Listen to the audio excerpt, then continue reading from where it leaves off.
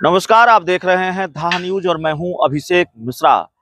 देखिए, एक बार फिर बात करेंगे पूर्व केंद्रीय मंत्री पशुपति पारस की और बात करेंगे चिराग पासवान की। चिराग पासवान, केंद्रीय मंत्री चिराग पासवान, उन्होंने कल देश के गृह मंत्री अमित शाह से मुलाकात की है और अमित शाह से मुलाकात के बाद, चिराग और अमित शाह के मुलाकात के बाद कई तरह की चर्चाएं चल रही हैं। जो सबसे ज्यादा चर्चा चल रही है वो चर्चा ये है कि झारखंड में क्या चिराग पासवान की बात अब बन जाएगी? क्या चिराग पासवान को झारखंड में बीजेपी 1 या 2 सीटें दे सकती है? तो झारखंड में चिराग पासवान को बीजेपी शायद 1 या 2 सीट दे सकती है। चिराग पासवान की बात झारखंड में बन सकती है, ये खबर निकलकर सामने आ रही है, गुंजाइश निकलकर सामने आ रही है। पशुपति पारस की बात डिटेल में हम किसी अगले वीडियो में करेंगे, लेकिन इतना जरूर कहेंगे कि अगर पशुपति पारस को बीजेपी झारखंड छोड़िए बिहार में भी 1 सीट देने को तैयार नहीं है, लोकसभा चुनाव में 1 भी सीट नहीं दी, और चिराग पासवान को झारखंड में भी अगर सीटें मिलती हैं और पशुपति पारस, माफ कीजिएगा, चिराग और अमित शाह की मुलाकात रंग लाती है, तो जाहिर है पशुपति पारस के लिए भी बड़ा मैसेज ही होगा कि चिराग ही बीजेपी के लिए सब कुछ है। पशुपति पारस के लिए जगह भारतीय जनता पार्टी में बची नहीं है। वैसे झारखंड में क्या चिराग पासवान की बात बीजेपी के साथ बन सकती है? जिस तरह से अमित शाह और चिराग पासवान कल मिले हैं, इस सवाल पर हमने बात की है बिहार के जाने माने पत्रकार अरुण पांडे सर से। उन्होंने क्या कहा है, जरा सुनिए। देखिए, बिहार में लोजपा रामविलास की पार्टी जिसके अध्यक्ष चिराग पासवान हैं, वो बिहार में एनडीए में शामिल हुए हैं। अभी कब? इस लोकसभा चुनाव के पहले कैंडिडेट बने। 5 सीट उन्होंने मांगी थी, 5 सीट मिली और 5 सीट जीत गए। मैंने 100% स्ट्राइक रेट हुआ उसका है। अब वहाँ केंद्रीय मंत्री हैं। चिराग पासवान झारखंड गए थे, वहाँ उनकी बैठक हुई और झारखंड के भी चुनावी जंग में कूदने का ऐलान कर दिया उन्होंने।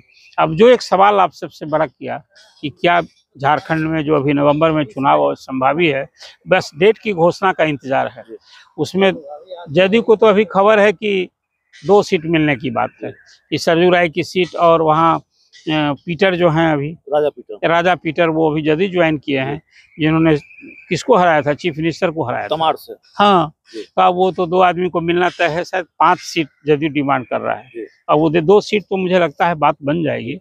और वहाँ सुदेश महतो तो पहले से है, उनकी पार्टी भाजपा के साथ है, शायद उन्हें भी 5 सीट मिलेगी। क्या मिलेगी, कितनी सीट मिलेगी तय नहीं, उनका गठबंधन में रहना एनडीए में तय है।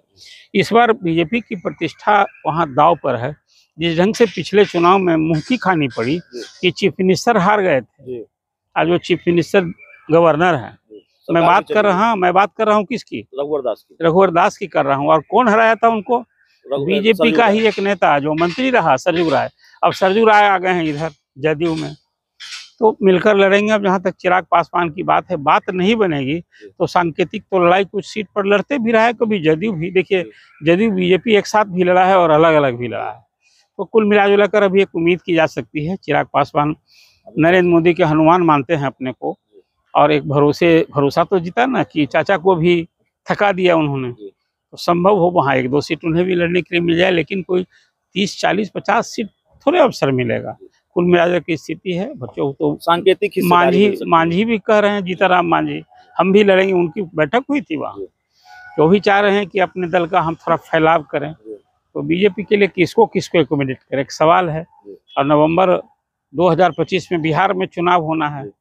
अब यहाँ तो थे, आपको याद होगा, मुकेश सहनी गए थे लड़ने के लिए यूपी में, कि वहाँ बीजेपी को ही मजा चखाएंगे, तो खुद चखना पड़ गया कि अलग हो गए, क्या कुछ हुआ। सो फिर अभी भी गए, पार्टी के नेता भी गए। तो अब चिराग पासवान खैर इस अभी एनडीए में है, उनकी कोशिश हो रही है। अमित शाह से उनकी बात हुई।